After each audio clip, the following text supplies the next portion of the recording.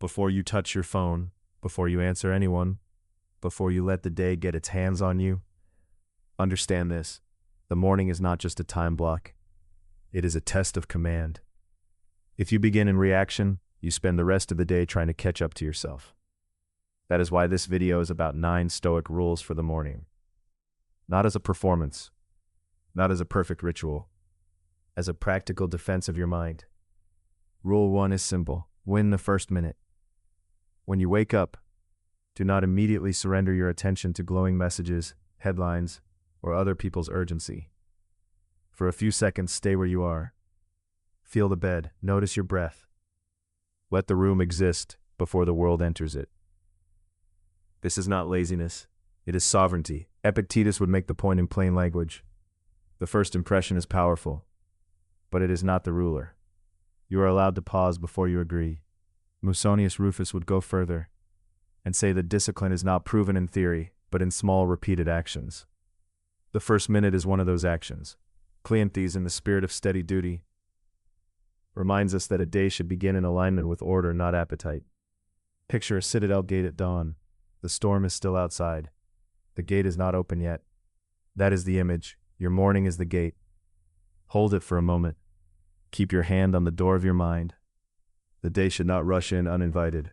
Rule 2. Do not negotiate with the glow. A phone in the morning does not simply show you information. It asks for your allegiance. It offers you 1,000 tiny permissions. One check, one scroll, one reply, one glance, one more minute. And each permission weakens the hand that is trying to lead the day. This is where Epictetus is most useful. He keeps the focus on what is yours and what is not. The screen can present an impression. It cannot force your consent. That gap is where your freedom lives. If you treat the first notification as an emergency, you have already made the world your master. The practical response is almost offensively simple. Leave the phone across the room. If that is not possible, leave it face down and silent.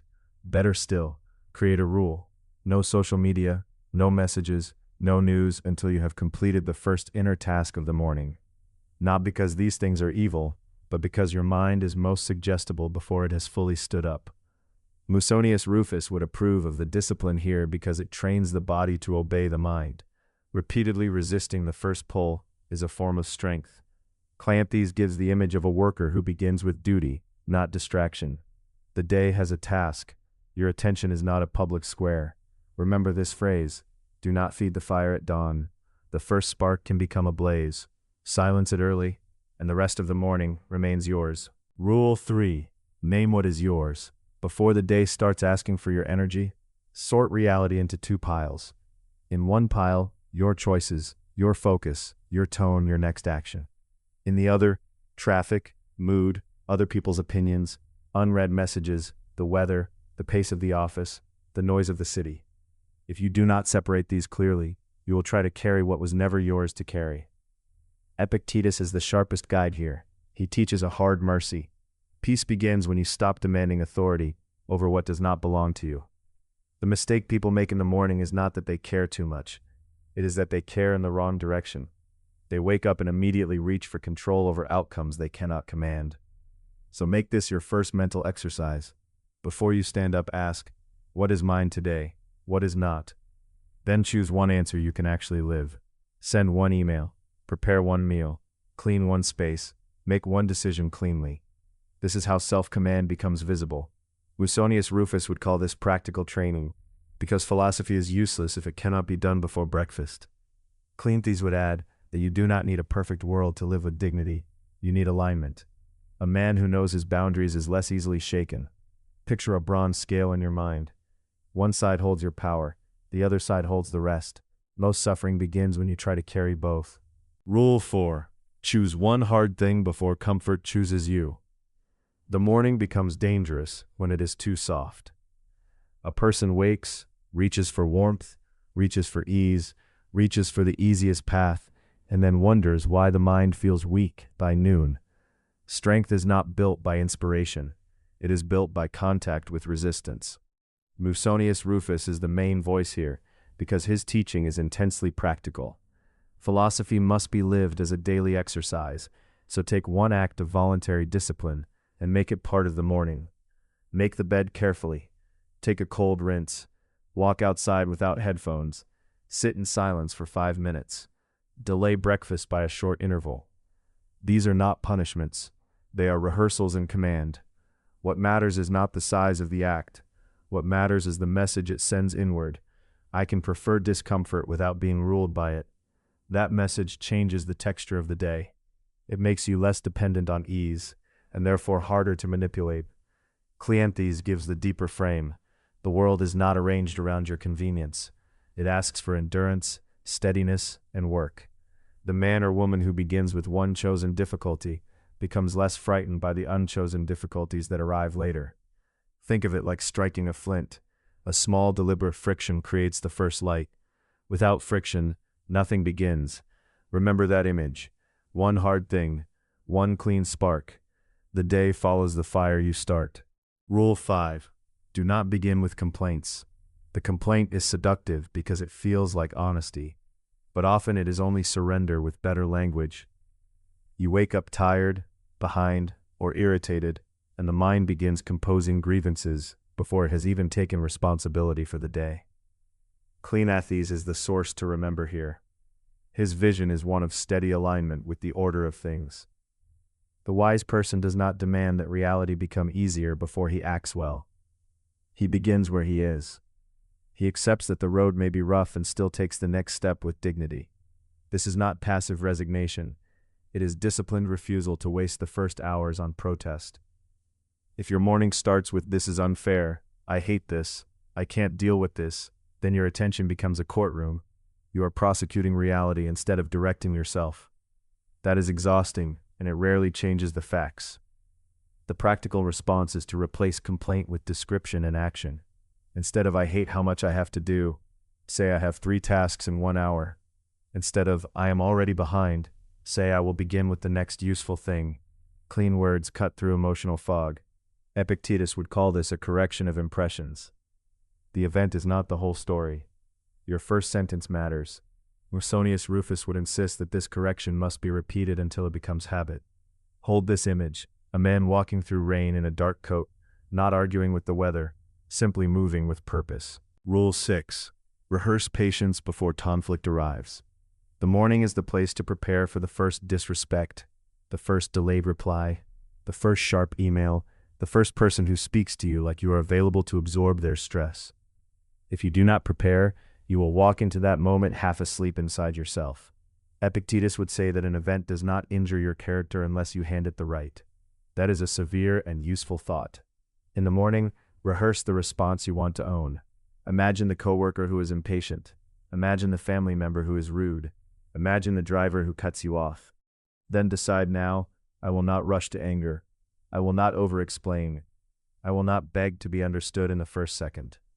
This is not emotional suppression. It is pre-decision. You are teaching the mind what to do before the body gets flooded. Musonius Rufus would see this as practical self-training. Repetition matters.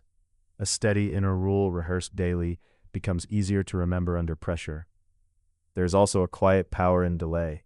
Not every provocation deserves an immediate answer. Sometimes the most controlled response is a pause, a breath, a shorter sentence, a colder boundary. The person who keeps command of the first 10 seconds often keeps command of the whole exchange. Cleanthes would recognize the dignity of this. The strong person does not react like a broken gate in a storm. He stands, he holds, he decides. Keep that image with you. The inner gate does not swing open just because someone knocks hard. Rule 7. Feed attention, not frenzy. What you place in your mind early in the day shapes the tone of everything that follows. If you begin with arguments, outrage, gossip, and endless scrolling, you are not just consuming content. You are feeding a pattern of agitation. Epictetus is especially useful here because he keeps returning to the management of impressions. Not every image deserves entrance. Not every headline deserves a home in your head. The morning is the wrong time to invite chaos inside and then act surprised when the day feels scattered. So choose your first inputs carefully. A page of notes, a few lines written by hand, a brief walk in silence, a planned review of the day's duties. If you use music, let it calm rather than chase you. If you use words, let them instruct rather than inflame. This is not about becoming isolated from the world. It is about becoming selective enough to remain useful within it. Musonius Rufus would approve of this, because he treated philosophy as a way of shaping daily conduct, not indulging moods. Cleanthes would add that the soul should be brought into harmony before it is exposed to noise. A tuned instrument does not begin by smashing itself against the room. Remember the phrase, the mind eats first. That means you decide the breakfast of attention. If you feed it noise, do not be shocked by noise. If you feed it order, the rest of the day has a chance. Rule 8. Begin with duty, not mood. Some mornings you will feel ready. Many mornings you will not. The mistake is to treat readiness as a requirement. It is not. The work still waits. The life still asks to be met. The dish still needs washing. The email still needs sending. The body still needs movement. The room still needs order. Cleanthes belongs at the center of this rule because he represents a severe and steady faith in duty. Morning strength is not the art of waiting until you feel noble. It is the practice of acting nobly before you feel anything special at all. That is how character becomes visible, not in grand speeches, in the ordinary first act. Musonius Rufus gives the practical shape. Turn philosophy into repeated conduct. Make one duty non-negotiable each morning. Tidy the space. Review the day. Prepare the tools. Begin the task that most resists delay. By doing the necessary thing first, you prevent mood from becoming your ruler. This matters because mood is a weather system. Duty is a roof. If you live by weather, you are always exposed. If you build the roof, you can work through rain, fatigue, and annoyance without losing yourself. Epictetus would remind you that the quality of the act matters more than the emotion surrounding it. You do not need to feel powerful to be disciplined. You only need to start. See the image clearly.